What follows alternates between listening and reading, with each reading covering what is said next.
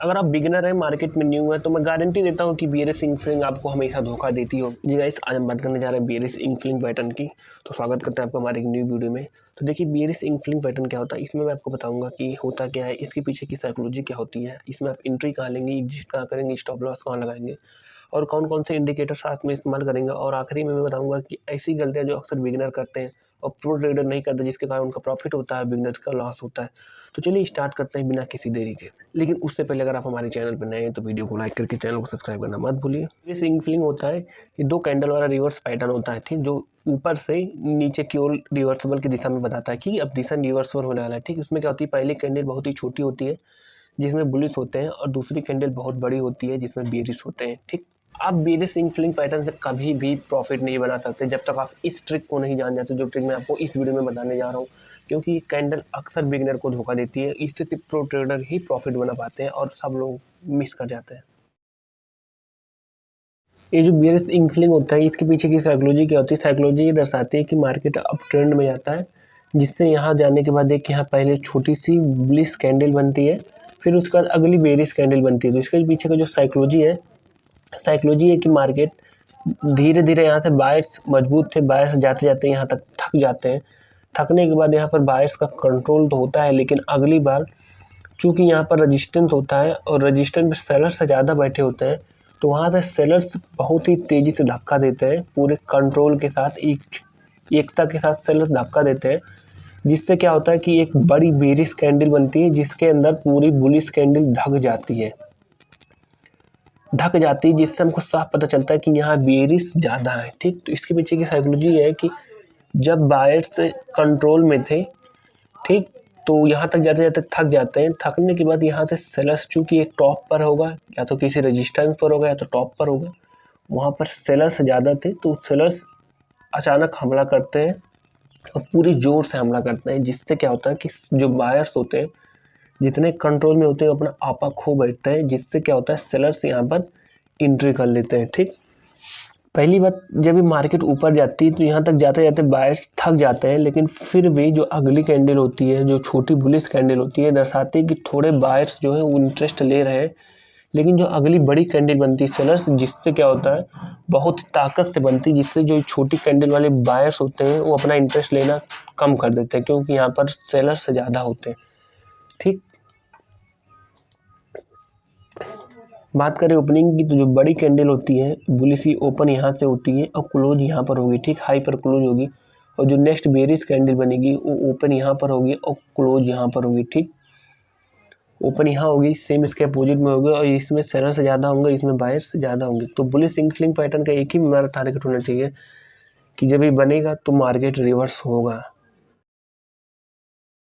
अगर हम entry exist की बात करें, तो अगर आप बेरिश इंफिलिंग में इंट्री एग्जिस्ट करने जा रहे हो तो आपको एक चीज़ ध्यान देना होगा कि अगर आपको कहीं बेरिश इंफिलिंग दिखे तो आपको पहले देखना है कि वो टॉप पर दिख रहा है या किसी रेजिस्टेंस पे दिख रहा है।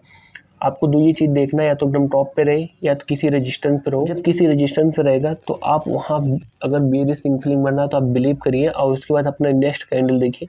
चूँकि यहाँ सेलर्स ज़्यादा थे तो नेक्स्ट कैंडल में भी सेलर्स ज़्यादा होंगे। ठीक, सेलर्स ज़्यादा होंगे, उसके बाद हम क्या करेंगे, नेक्स्ट कन्फर्मेशन कैंडल का वेट करेंगे, और जो नेक्स्ट कन्फर्मेशन कैंडल का जो लास्ट होगा, ठीक, लो होगा, उस पर हम अपना एंट्री लेवल रखेंगे, और एग्जिस्ट जो स्टॉप लॉस होगा, जो बेरिश इंफिलिंग की रेड वाली कैंडल, उसके टॉप पर हम अपना स्टॉप लॉस रखेंगे, और कन्फर्मेशन कैंडल के लो पर हम अपना एंट्री लगाएंगे एक बेस्ट तरीके के लिए।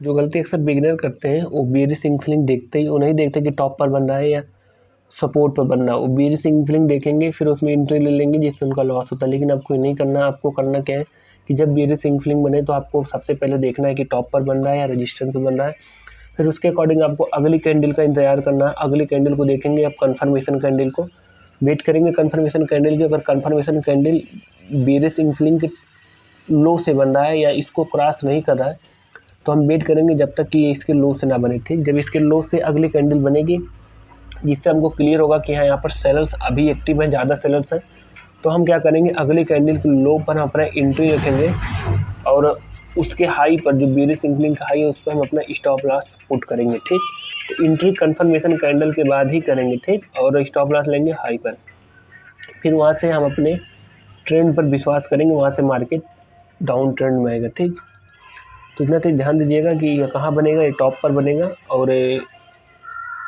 रेजिस्टेंस पर बनेगा। ठीक, अब हम कौन से इंडिकेटर इसमें लगाएं साथ में जिससे हमारा प्रॉफिट हो। सबसे पहले अपने ग्रो काउंट पे आ जाते हैं, फिर मैं आपको बताता हूँ इंडिकेटर लगाने का तरीका। देखिए, जब भी आप कभी भी बेयरिश इंफिलिंग देखें तो सबसे पहले आपको वॉल्यूम कैंडल लगाना है। ठीक, वॉल्यूम लगा लेना। वॉल्यूम लगाने के बाद आप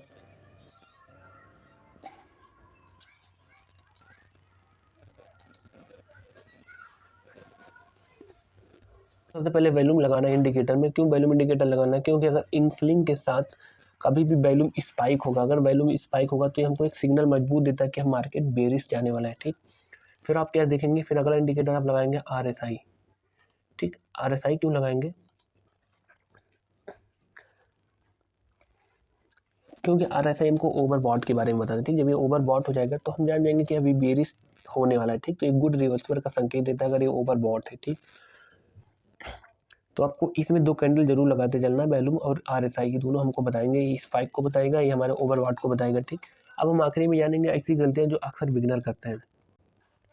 बिगनर क्या करते हैं, हर बेयरिश इंफिलिंग को देखकर वो सोचते हैं कि अब ट्रेड ले लें। ठीक, जिस बिना कंफर्मेशन के बड़ा ट्रेड लेते हैं जिससे उनका लॉस होता है। वो क्या करते हैं, स्टॉप लॉस नहीं लेते।